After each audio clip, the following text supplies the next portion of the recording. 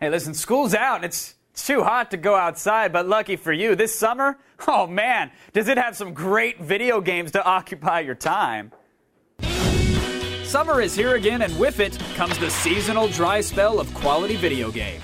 Most A-list video games are released during the colder months, usually leaving summer a vast wasteland of titles destined for the bargain bin. Smells like Satan's bunghole.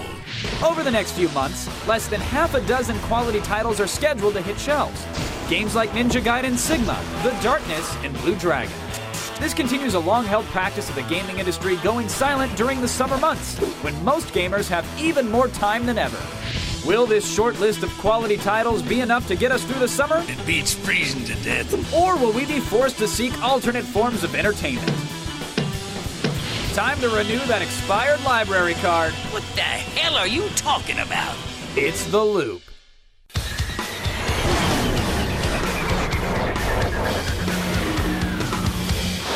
All right, my guest tonight, co-host of X-Play, Adam Sessler joins us, and content manager for Game Informer magazine, Matt Burtz, is here as well. Gentlemen, welcome to The Loop.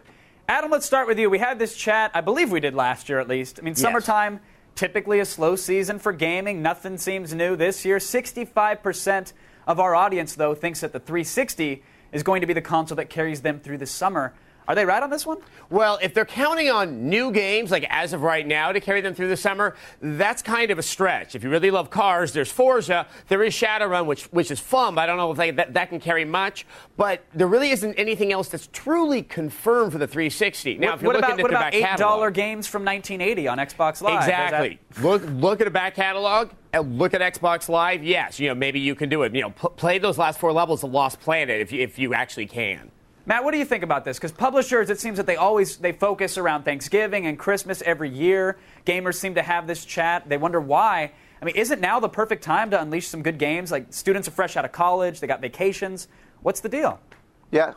Well, I think so. The developers we talk to think so, but for some reason the suits have a different opinion on this. They always point back to the historical viewpoint of this, like, oh, every summer there's no one wants to buy a game, but it doesn't make any sense. You have to try. When has there been a Halo 3 launch in July? If the movie industry can do it, if the music industry can do it, why can't the game industry? But actually, Dennis Dyack has said something very similar about Too Human, where he's kind of implying that the game will be actually done earlier than when he wants it to actually be shipped, and that there should be more strategy that way. Because if you look at Lost Planet and Crackdown, they were sort of like the sole game of their months, and that's what probably made them sell so well, which is why there should be something like that this summer. Matt, I mean, it seems like this is a convention that dates back to it's only kids gaming, and they're going to ask for these titles for the holidays, what their favorite Christmas gift. Maybe they'll have a little money left over. Haven't they wisened up by now to realize that there are gamers in the summer with jobs that are willing to pay for these things? Well, you would think so. I mean, in 2003, Star Wars Knights of the Old Republic came out, shattered Xbox sales. So there is a historical precedent, and I don't know why more people haven't paid attention to that. Yeah. Now, honestly, there was a lot of rumors, nothing confirmed, and obviously BioWare and Microsoft never said anything, but there's a lot of expectation that Mass Effect was going to be coming out in the early part of summer, and I had always thought if that was true, that's my summer right there. A nice, big, chunky game like that's not going to make you want to look for something else to play. And it does harken back to that sort of KOTOR effect, so that would make sense. But now, Adam, gaming companies, they used to blame summer on their sort of E3 hangover. They said, hey, we're too busy whipping up demos and flashy floor displays to really make a summer game happen.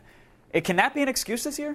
No, and I don't think it was ever a very good excuse. I think the problem is that we've just gotten in this pattern of having everything ship at least by the end of the year. It may be more important that the game makes it within 2007. It doesn't matter exactly when. So if the developer feels that they want to give it a little bit more work, they have that much more time within the year to at least get it out by November. I think that's what's happening. A lot of games for spring and summer are now looking at September, and probably some will slip to November. And Matt, now a lot of people... Yeah, I agree. No one's ever really... Go ahead, Matt, sorry. No one's ever really held up a gun to the publisher's head and said, you have to show the game at E3 and then you have to release it in the fall or holiday season. So, I mean, come on. Now, some people, Matt, would say that PS3 and Wii gamers, they've been suffering through a drought since the consoles were actually released. I mean, we had MotorStorm and Cooking Mama, but really, is this summer going to get any better for these gamers? Well, there's Cake Mania. Well, I mean, for the Wii... Yeah, for the Wii people, you had Super Paper Mario. That's your game. You can get a lot of hours out of it. I don't know if it can stretch through till August, but that's what you got to hold on to. For the PS3, I think it's still searching for an identity. You have the Rainbow Six Vegas coming out, but that's a port of a 360 game. You know, that's sort of the modality that we're seeing being created with that. But I think the fall is where we're gonna see the new consoles throw down. Well, at least all the Blu-ray lovers can hang around in the virtual world of home and complain about it with voice chat, I guess. Adam, where's the PC in all this? Well, the PC has Command & Conquer 3 out there, which obviously a lot of people are getting into. And there's always World of Warcraft. Yeah, we're still not even seeing that really big, juicy release for the PC this year. But what I would recommend is that there's a lot of big, complex games you probably haven't thought about playing on your PC yet, and now is the time to actually try them out for the first time. All right, Matt, I want to get to you for the final word. I mean, yes, there are titles. There's The Darkness and Lair and Heavenly Sword for the PS3. But if you open this up to any console, any platform, pick one game that can carry us through the summer. I don't think there's a blockbuster there, but there could be a sleeper in The Darkness by Starbreeze Studios. They did Chronicles of Riddick: Escape from Butcher Bay. They have the pedigree there. They have the voice talent of Mike Patton from Faith No More. He does a great job with the voice of the Darkness, and it looks like that comic book modality. It looks really good. All right, keep an eye out for that. Adam, very quickly, you sir, what's the game to look out for? Oblivion. No, actually, I think Lair is going to ship this summer, and I think Lair is shaping up to be a really exciting game. Will it carry you for 3 months? Probably not, but it'll give you something. All right, looks like PS3 gamers have a lot to look forward to. Then I want to thank my guests here, Matt and Adam. Thanks for joining us and keeping us in the loop. Now, sure, Halo 3, it's not coming out this summer. We probably won't see Super Mario Galaxy anytime soon, but that doesn't mean that you should write off the next few months of gaming and protest. In fact, now's the time to rally around new releases because a broken sales record, telling you, it might be the only thing that assures a steady stream of gaming in 2008. Attack of the Show, weeknights at 7, only on G4.